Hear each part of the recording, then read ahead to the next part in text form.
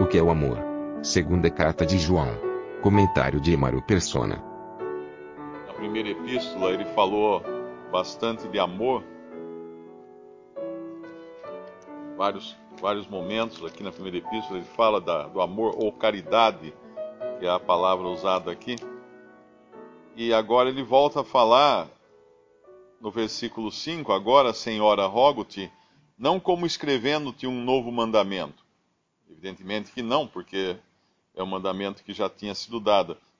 Mas aquele que desde o princípio tivemos, que nos amemos uns aos outros. E a caridade é esta, que andemos segundo os seus mandamentos. Este é o mandamento, como já desde o princípio ouvistes, que andeis nele. Que andeis nele. É interessante agora, porque ele associa o amor aqui ao andar em Cristo, ao andar em associação com Cristo. E às vezes a gente pensa que esse amor ou caridade aqui se limita a dar algo para alguém, né? Eu vou fazer um ato de caridade agora. Mas eu entendo aqui que tem muito mais a ver com a disposição de andar em Cristo, de andar como Ele andou, de sentir como Ele sentiu, de pensar como Ele pensou. Quando a gente vai lá em 1 Coríntios capítulo 13, que é uma passagem muito conhecida que nos fala do amor, e ali existem alguns indícios do que é realmente o amor. Para começar, não é algo apenas anunciado ou falado ou expresso em palavras. Hoje é muito comum a gente ver nos filmes, nos romances, nas poesias, falar de amor, mas é mais um amor do tipo de 1 Coríntios 13:1, o amor como se fosse um sino que soa. O que é um sino? Um sino é uma coisa que não faz absolutamente nada. Qual a utilidade de um sino? Se a gente pensar, né? O que ele fabrica, o que ele produz? Nada. Ele só produz um som. Ele bate dentro dele alguma energia que é colocada no sino, essa energia é transformada em energia mecânica e essa energia mecânica em energia sonora. Só isso. Acaba ali, ele produziu um som. E ele diz que esse amor de Deus não é o amor que realmente é o amor que nós deveríamos ter, não é apenas um som, não é apenas vocalizar algo, mas é muito mais uma atitude. Ele fala também que não é conhecimento no versículo 2, não é acúmulo de entendimento, conhecimento. Ainda que tivesse o dom de profecia, conhecesse todos os mistérios e toda a ciência, ainda que tivesse toda a fé de maneira tal que transportasse os montes, e não tivesse caridade, nada seria. Aí alguém pode perguntar, então a caridade é distribuir todos os meus bens para os pobres. Versículo 3. E ainda que distribuísse toda a minha fortuna para sustento dos pobres, então isso também não é o amor do qual Deus está falando aqui. E ainda que eu entregasse o meu corpo para ser queimado, e não tivesse caridade, nada disso me aproveitaria. O que é esse entregar o corpo para ser queimado? É o sacrifício pessoal. A caridade é sofredora, e aqui então ele vai descrever o que é o sentimento do amor, ou a atitude do amor.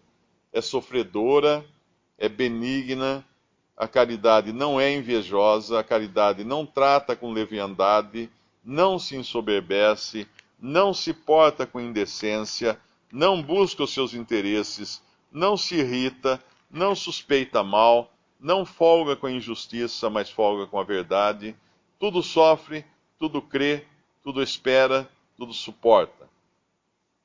Ou seja, essa é a atitude de Cristo, essa é a maneira de Cristo ao andar aqui nesse mundo. Então esse amor de que fala aqui é um amor do andar, da forma de ser, porque foi assim que o Senhor foi aqui nesse mundo, em todas as circunstâncias. Ele sempre foi dessa maneira. Não havia outra maneira para ele ser senão andar em amor. E aqui nós vemos que ele fala no versículo 6 da nossa segunda epístola do apóstolo João, e a caridade é essa, que andemos segundo os seus mandamentos. Este é o mandamento, como já desde o princípio ouvistes, que andeis nele. Que andeis nele. E ele vai concluir com isso que o irmão estava explicando, porque o versículo 7, ele dá, por assim dizer, a razão de tudo isso que ele falou antes. Porque já muitos enganadores entraram no mundo, os quais não confessam que Jesus Cristo veio em carne, esse tal enganador, o anticristo. Olhai vós por vós mesmos, para que não percamos o que temos ganho, antes recebamos o inteiro galardão. Então a má doutrina, ela é basicamente falta de amor. Por quê? Primeiro porque ela diminui Cristo. Ela diminui Cristo. Toda doutrina que diminua a Cristo, obviamente vai diminuir todos os atributos que estão relacionados a Cristo, inclusive o amor. Porque faz dele algo menor do que ele realmente é, ou seja, Deus. E Deus é amor. Deus é amor, nós sabemos. Então, se Cristo não é Deus, Cristo é menos do que o amor de que nos é dito, do amor divino. Ele seria um amor apenas derivado. Ele não seria a essência do amor. Mas Deus é amor e Cristo é Deus. Cristo é o Filho do Pai. Cristo é Deus e homem. Cristo é o que veio em carne, não o que nasceu, mas o que veio em carne. E aí ele vai falar no versículo 9, na minha tradução aqui diz, todo aquele que prevarica e não persevera na doutrina de Cristo. Outra versão diz, todo aquele que ultrapassa a doutrina de Cristo. O que é isso? Ir além do que nós temos escrito na palavra de Deus. Ir além. Todas as conjecturas humanas deram origens a muitas religiões por aí. Por quê? Porque foram além daquilo que estava escrito, daquilo que é a segurança do crente, que é a verdade, né? Como ele fala, que é a palavra de Deus, a verdade aplicada na alma através do Espírito Santo. E aí ele dá uma sentença muito clara. Primeiro que aquele que não tem o cuidado de manter a sã doutrina ou de andar na sã doutrina, ele vai perder muito em termos de galardão. Que é o versículo 8. Olhai por vós mesmos, para que não percamos o que temos ganho. Antes recebamos o inteiro galardão, a inteira recompensa. E no versículo 9, ele vai dar essa sentença. Quem não persevera, ou quem vai além da doutrina de Cristo, não tem a Deus. Ah, mas eu acredito em Jesus, que é muito isso, muito bom, aquilo, eu sempre me apego a Ele, faço minhas orações.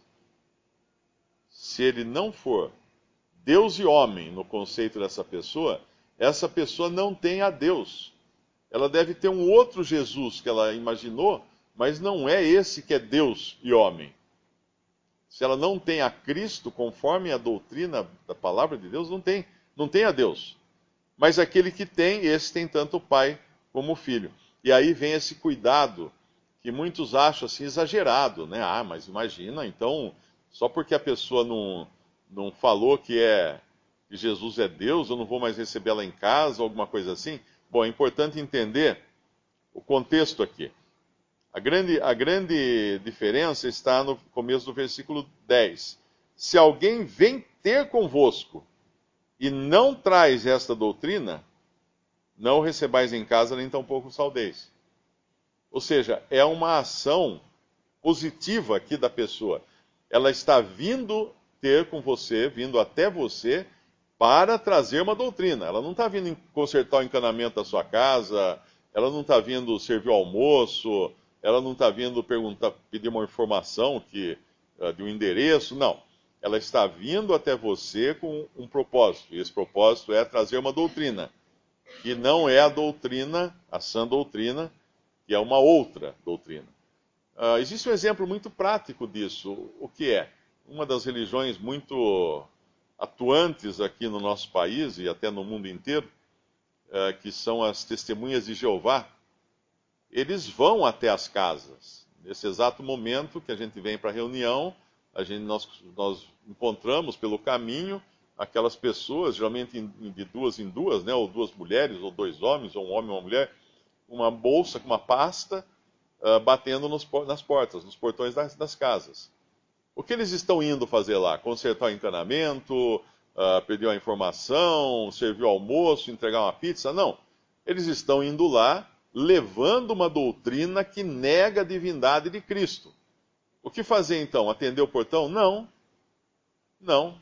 Saudar, dar bom dia, boa tarde, servir um café? Não, porque é o que está dito aqui. Não recebais em casa, nem tampouco saudeis. Ah, mas era uma velhinha tão boazinha, era um rapaz tão simpático. Não. Aqui está dizendo não. Por quê? Porque a mentira contamina, a má doutrina contamina. Você não sai de um contato desse sem estar contaminado, sem estar sujo. E é importante manter isso sabendo que nós não somos mais espertos do que Deus. Nós temos a palavra de Deus para nos guiar. Visite Respondi.com.br. Visite também 3minutos.net.